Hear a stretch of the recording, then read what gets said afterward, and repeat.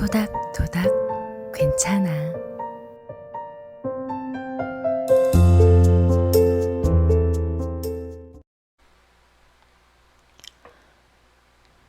오늘 하루 잘 보내셨어요? 힘든 일은 없었나요? 오늘 하루도 정말 수고 많으셨습니다. 인생을 살아가면서 우리는 수많은 상처들과 직면하게 됩니다. 저만 해도 정말 이 한국을 벗어나는 것이 정답인가 하는 그런 생각까지 하게 되었으니까 말이에요. 가만히 잘 생각해 보면 남이 주는 상처를 내가 상처로 받아들일지 말지는 내 스스로 결정할 수 있는 문제라고 볼 수도 있습니다. 하지만 그것이 말처럼 쉽게 되지 않는다는 것 또한 우리는 알고 있죠.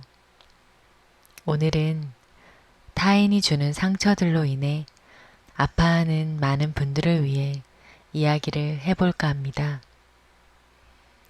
저는 항상 예의, 배려 이런 것들을 당연하게 여기며 살아왔고 남들을 충분히 배려하며 살아왔다고 생각했는데 시간이 지나고 나이를 한 살씩 먹으면서 그 배려들이 참 무의미하게 느껴지거나 되려 화살이 되어 돌아오는 경우를 너무나 많이 봐왔어요. 예전에 제가 친구를 만나러 갔다가 밤에 1시간 반 정도 버스를 타고 집으로 와야 되는 경우가 있었는데 오면서 다리가 너무 아팠는데 마침 제 앞에 사람이 내리면서 자리가 생긴 거예요. 그래서 그 자리에 앉았는데 앉자마자 한 할아버님께서 타셔서 저는 그 할아버님께 자리를 양보해 드렸죠.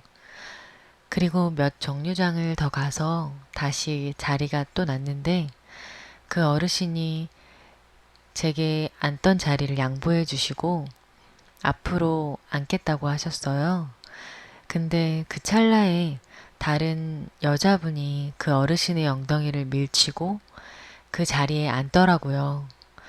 그 여자분은 이어폰을 낀 상태였지만 몸이 닿는 것을 분명히 느꼈을 텐데도 전혀 개의치 않고 돌아보지도 않고 꿋꿋이 자리에 앉았고 저는 다시 그 어르신께 자리를 양보해 드릴 수밖에 없었어요. 여러분도 이런 경우가 있으셨나요? 근데 저는 이런 경험들을 하면서 이제는 멀리 갈 땐 앉아서 아예 눈을 감고 있기도 하는 것 같아요. 세상이 나를 변화시키는 건지 아니면 사람들이 세상을 변해 가게 만드는 건지 살면 살수록 남을 전혀 생각하지 않는 것 같은 사람들을 많이 보게 되는 것 같아요. 길목을 막고 주차를 한다거나 내리기 전에 타려고 한다거나 굳이 남의 집 앞에 쓰레기를 버린다거나 점점 더 나만 생각하는 사람들이 많아지는 것 같다는 생각이 들어요.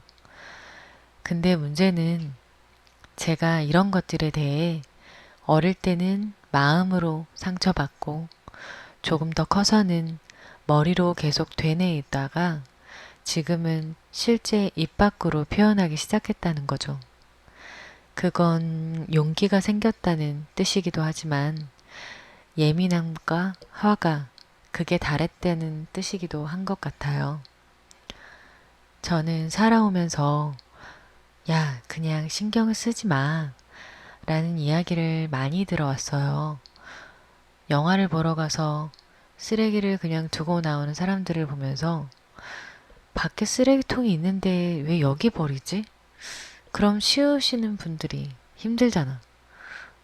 이렇게 얘기하면 어차피 이런 거 다 치우라고 돈 받는 거야 라고 이야기하는 사람들을 종종 보게 됐어요. 그치만 그런 사람들이 제게 아무리 이야기를 해도 저는 생각했죠. 이건 기본이야. 나는 틀린 말을 하지 않았어. 쓰레기통에 버리는 게 맞아. 라고요. 저 또한 신경을 쓰고 싶지 않다고 느낄 때도 있었지만 제가 내린 결론은 신경이 쓰이지 않는 사람이 억지로 신경을 쓰기가 힘들듯이 저라는 사람 자체는 이미 보는 순간 신경이 쓰이는 성격이기 때문에 신경을 안 쓰기 위해서는 신경 안 써야지, 신경 쓰지 말아야지 라고 생각하는 그 신경을 한 번 더 써야 한다는 거예요. 이해하셨나요? 쉽게 말하자면 같이 일하는 동료가 매번 일을 잘 해놓지 않았을 때 다른 사람들 이야기처럼 어차피 저 사람 일이고 나도 이제 신경을 쓰지 말아야겠다 라고 생각을 해도 저는 또 다음날 동료가 해놓지 않은 일이 눈에 거슬리고 그걸 다시 안 본 것처럼 신경을 끄자, 신경을 끄자 이런 체면을 다시 한번 걸어야 한다는 거예요. 애초부터 저라는 사람은 그러던가 말던가 라는 식의 사고가 생기지 않는다는 말이죠. 그치만 이런 일들이 계속 반복되면 저만 스트레스 받는 일이라는 걸 스스로도 잘 알고 있어요. 그러니까 이 문제에 대한 해결책은 꼭 있어야겠다고 생각했어요. 1년 전쯤 왜 나만 이렇게 힘들어야 돼? 나도 다른 사람들처럼 나만 생각하고 살 거야.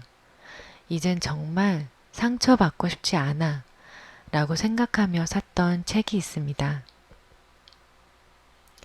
그 책에 이런 내용이 있어요. 사람 마음이 얼마나 변덕스러운가.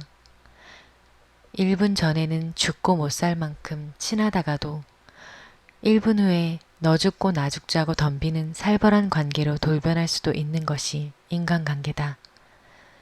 그만큼 복잡하게 얽히고 설키는 관계인 것이다.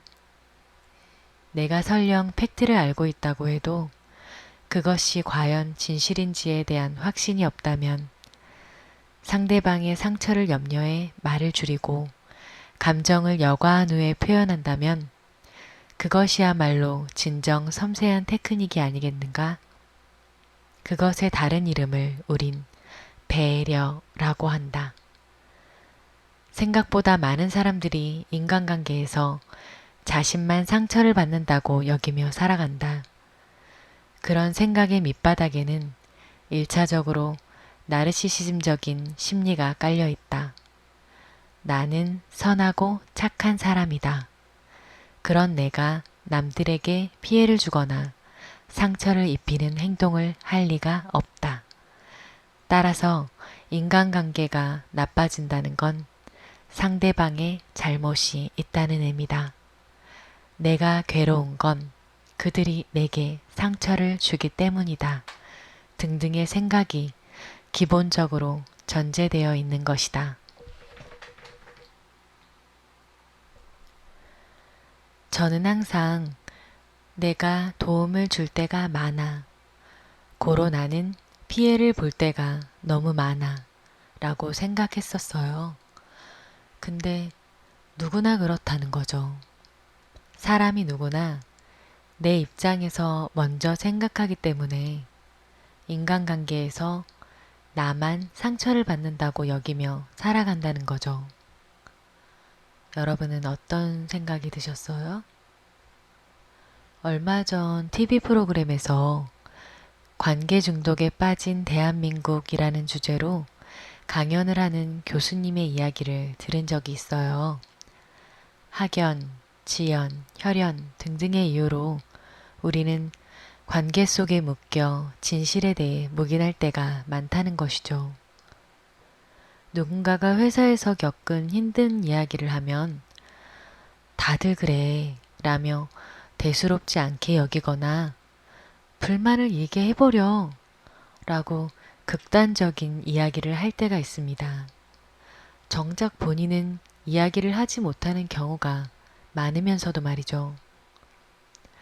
언젠가부터 정이 많다는 우리나라에도 배려라는 말이 사라진 것 같기도 합니다.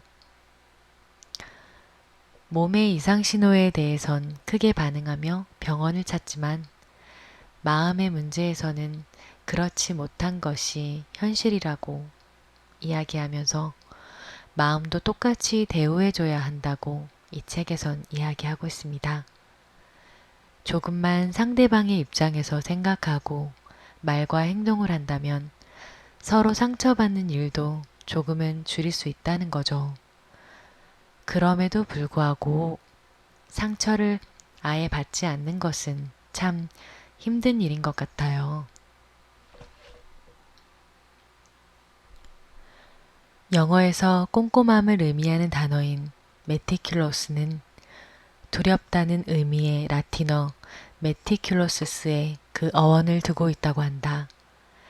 다른 말로 하면 내가 지나치게 치밀하고 완벽주의를 지향한다는 것은 내 마음속에 그만큼 큰 두려움이 자리 잡고 있다는 뜻인 것이다.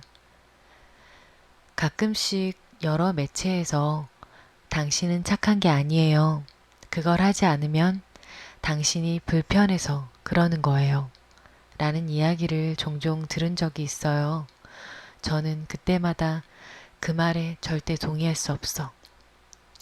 라고 생각했었는데 생각해보면 미움받을 용기라는 책의 제목처럼 미움받을 용기가 없던 것은 아닐까 하는 생각이 들었어요. 또 법륜스님이 하셨던 말씀도 생각이 났는데 법륜스님이 청소를 꼼꼼하게 하지 않는 사람들을 보면서 답답해하고 있을 때 큰 스님께서 이렇게 말씀하셨대요. 자네가 없을 때도 이 절은 잘 돌아갔네 라고요. 이 책에서는 제목처럼 까칠하게 살면서 남에게 피해주는 것을 아무렇지 않게 생각해도 좋다 라는 말이 아닌 먼저 나 자신의 마음을 돌아보고 나를 사랑하고 아껴주면서 마음의 안정이 되었을 때 상대방의 마음에 대해서도 한 번쯤 생각해 보면서 내 마음을 표현하는 것이 건강한 까칠함이라고 이야기하고 있어요. 물론 말처럼 쉽지 않다는 걸 저도 잘 알고 있습니다. 저 또한 내일부터 스트레스가 없는 삶을 살 수는 없겠죠. 하지만 이제부터는 내 마음의 상태를 객관적으로 생각해보고 치유부터 해보면 좋겠다는 생각이 드네요. 그러려면 내가 좋아하는 것, 내가 사랑하는 것, 내가 관심 있는 것, 이런 것들을 나에게 선물해보는 것도 좋을 것 같아요. 저는 여행 가는 거, 그리고 맛있는 음식을 먹는 것, 그런 것들을 하면 기분이 좋아지더라고요. 여러분은 어떤 걸 자신에게 선물하고 싶으세요? 오늘 이야기가 마음에 닿았다면 좋아요, 구독, 토닥토닥